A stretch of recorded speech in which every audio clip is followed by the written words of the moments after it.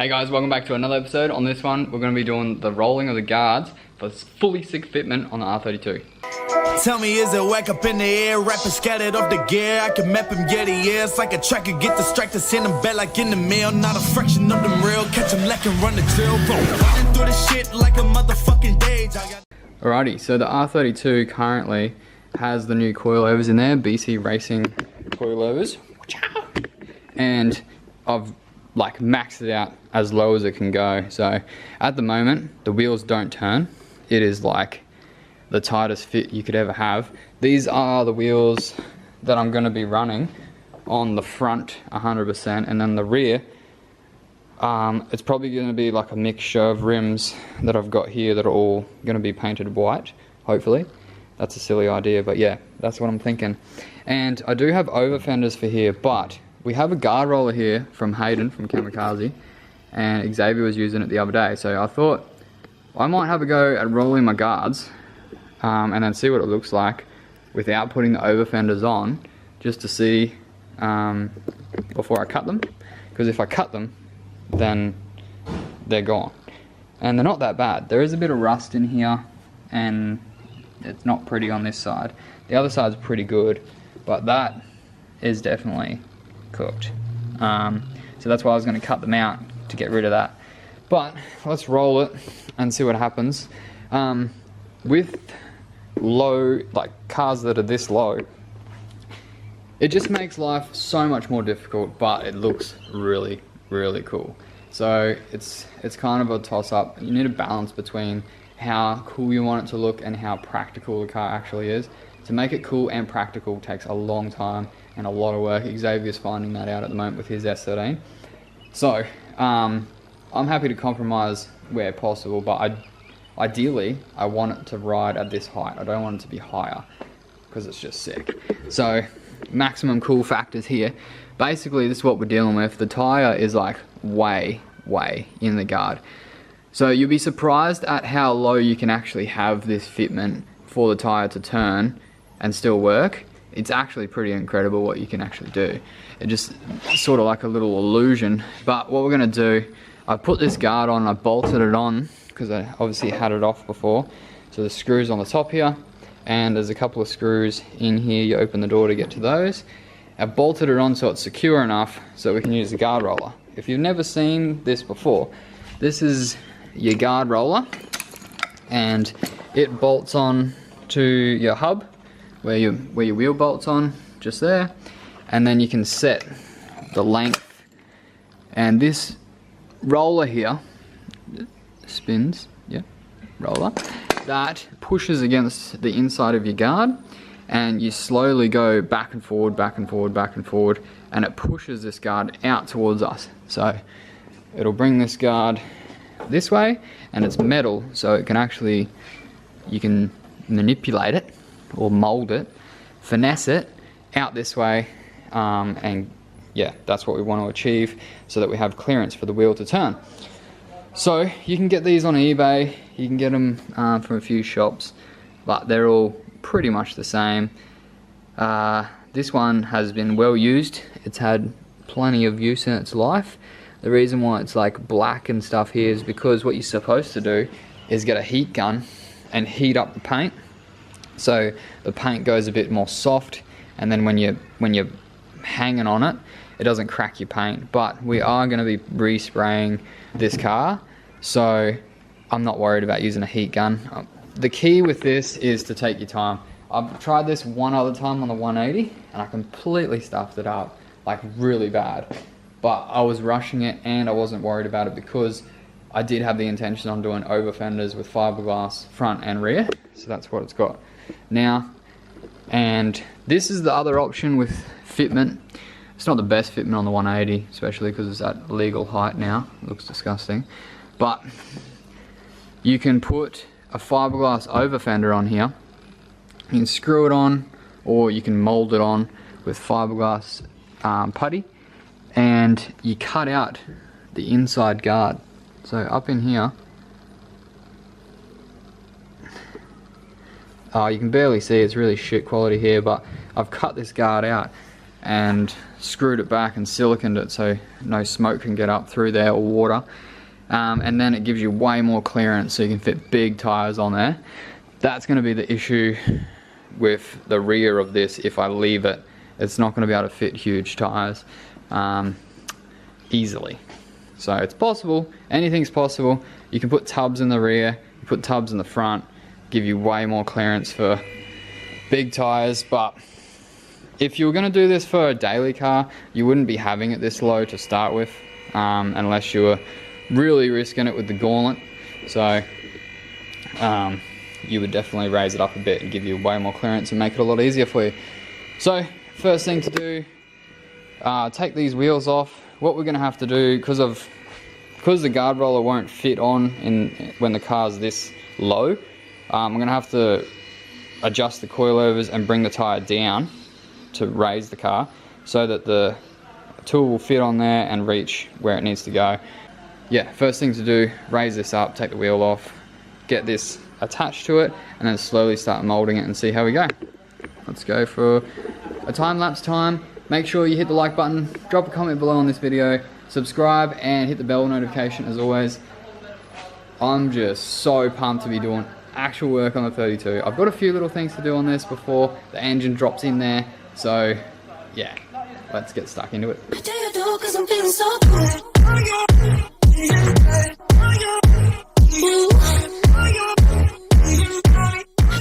Okay, so after a whole shitload of mucking around, I've got the car low enough. So this, obviously on a coilover, if you haven't seen this before, this bottom section spins around on this thread, and that's how you can raise the height up and down. Base height adjustable is the proper term. So before, this part was wound all the way up to there, so you couldn't see any of this thread, so it was maxed out, the lowest setting. So obviously that pulls this up here, which raises your whole tire up, all in one. And I had to pull it all the way down to this low, just so that we have enough clearance here to get this tire roller in, the guard roller I mean. And then when I did that, I got it in there finally. I went down a long way and I was like, that'll be enough surely. Put it on there, it wasn't enough, so I had to unbolt it again, raise it, lower it even more. And then got it on there and I could get to about here, but it would hit the brake caliper and I was like, you kidding me? But put a spacer on there, it's gonna give us enough room, hopefully, to get past this caliper so that we can bend out this section here as well. I just gotta bolt this guard here on, because you don't want any loose parts, because you're going to be pressing against here, so you want it to be as secure as possible so then we can flare it out. Also, before we start rolling, there's these little holes here for those plastic annoying clips that, oh, here's one here that's still left over. Actually, the screw one is actually not the most annoying type, but you want to knock these over with a hammer. Just fold them in first before you start rolling so that they're out the way. But yeah, this edge here is what we're going to be working with, and we're going to try and push this in so it folds it against the inner guard and then pulls it out this way so our tyre has more room. Basically, we've already done a lot of clearancing in here. There's a good one to do on a 32, especially because of the way this bloody suspension thing works. You're going to cut the top section out here, get that out the way. You want to cut the section out here where your tyre hits it on the inner, and a section on the back here. I've had this pretty much with every car. These two sections are always a bitch. There's also up here, massage that in, and then back here, massage that in.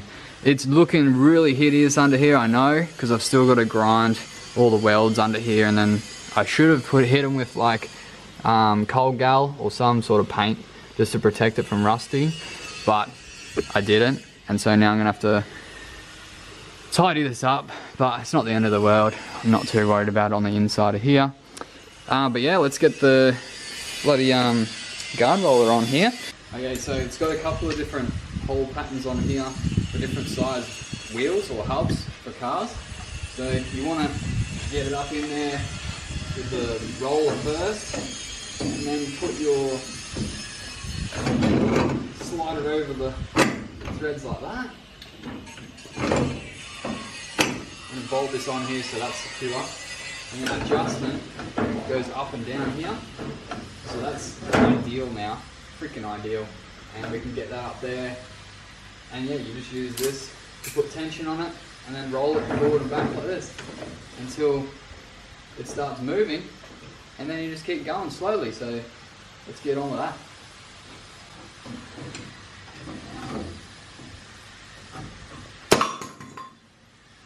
Sick. That's not secure. Holy shit. So basically a lot of stuff you guys don't see on camera, that car stuff just gets under your nerves sometimes and just makes you want to run outside and just start swinging in the air. Oh my god, I've just spent so much time, like all afternoon, trying to get these freaking pressed in bolts out of my steering rack. So far out, mate. If you ever have to do this job, just be prepared to have a bitch of a job. I would have pulled this steering column out ages ago if I was smart, but I didn't. I was trying to do it while I was in the car.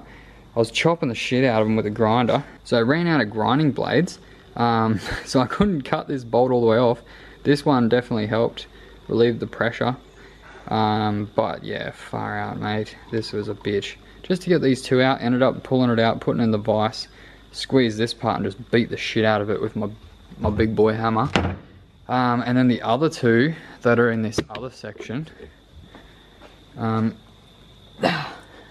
there's a Nissan steering column. So the other two that were in here, I actually just pumped them out while it was right here. I just held it, and because I was hitting downways, came straight out. But the one that came this way was pointing down, so I was swinging the hammer up, and it's just not the same. You can't get a nice straight smack on it. So the whole reason why I was mucking around with this all afternoon is the best thing to do is to have your steering column locked with the steering wheel, so that the position of your wheels can't move. It's locked in position, and then you're rolling off like a steady reference, secure position. So I was like, oh yeah, I'll just hook up my freaking steering rack, no worries. This rack's been moved forwards, is it 25 mil or 35 mil or something? Maybe even 45, I don't remember the full amount that it's moved forward, but it's the one that's recommended. So Carmaker Revive did this for me and it came out really good. And then I also got them to machine up this spacer block here that I told them the measurements for, and I told Matt the wrong measurements. So that needs to be a bit thicker, and it's not. So I was problem solving, troubleshooting, and what I came up with, I'm going to use the standard aluminium block one. Also, the aluminium block is an upgrade from the rubber stock one that you'll see. The rubber ones with drifting and hanging on the steering wheel all the time, they just wear out and you get a lot of slop in your steering column. So you can get this GK Tech spacer, you can get these on eBay as well.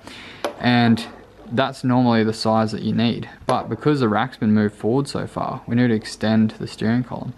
And with these two blocks and the two stock little spacer majiggy thingies, with that on each end and some new bolts, it's going to work.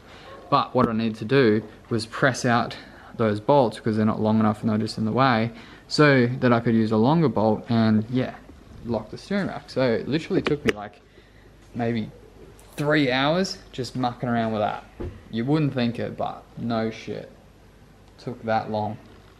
And a lot of time with cars, these things are there to test you. So to test your patience and to test whether you can do it. I always have it at like a test that you can do it even though you're not a qualified mechanic. And they make them difficult so that, this is what I say, I don't know if they do create cars difficult in some areas. I know European cars they do on purpose, but my mentality is that they've made this to be difficult for me to do at home because they want me to take it to the shop. So if I can do it at home for free, then I win. So, and I save some money. So that's the challenge that I always put in my head, and then yeah, I overcame this challenge. It feels good at the end when it just goes pop and just frees up. Definitely awesome feeling, but I did smack my hand a couple of times with a hammer and it did hurt, but small price to pay. It's not broken, so that's good. But anyway, back to it. I'm gonna connect the steering rack now, and then get back into the guard rolling that I haven't even done any guard rolling on because I spend the whole day doing this shit. Anyway, it's all part of the fun.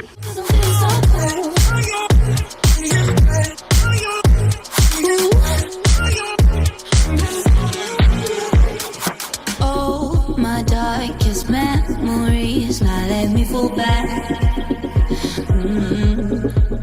But you'll be there, ready to rescue me if I go out of track. You can get away with it, 'cause you make me love my imperfections, answer all my questions. Okay, and we're back. So basically the last couple of nights, like 3 nights in a row, I've been staying up late, coming down the shed and rolling these guards out. The history I had with rolling guards with the 180 and it wasn't good. This has turned out okay. I think I'm okay with it now, but I was having really bad issues because I went too far. So basically when you're rolling guards, my advice from this experience would be only do a little section about like from here somewhere to about here and only roll it softly. I would show you Xavier's S13 that's in the background, but it's got secret wheels on there at the moment, so I can't show the way he's rolled them, but No! Fuck! it's in the background, man. I'm gonna have to blur it out. Nah. Yeah. I'm so behind in videos. Yeah, I know. Everyone's waiting to see these wheels. You can almost see it. I'll definitely have to blur that out. Just do black screen. Oh yeah. Just make it black screen. Sorry. Audio only. Yeah. Huh? Audio only. Exactly. Yeah, sweet. Nah, you can barely see it. Maybe a sneak peek? No. No. Yeah, no, big surprise. Definitely check out Xavier's video. That will be out at some stage for that. He's just got so much content. Anyway, with these wheels, I was going, like I went past the point where you should stop and I was like, yeah, I want to get the most out of this I can possibly get. And I was envisioning like a GTR style, like massive guard. And then when you roll the guards, it's not really designed to roll that much. A little bit's okay because you're just folding the edge and pulling it out, but when you go ham on it like I have, you end up with, at some point you're gonna have a section that has dimples in it, which is right here, and yeah, that's absolutely shocking. But I'm gonna get a hammer and try and like even that out. It's not too bad, especially where it is, and the front looks absolutely unreal, like it's full GTR spec on the front. This side's pretty good. That shows like the fitment there. I am gonna try and space it out a tiny bit just to get it like perfect fitment and figure out how much camber I'm gonna have. But now I'm gonna move to the rear and try and do less. Less is probably better. More's always ends bad.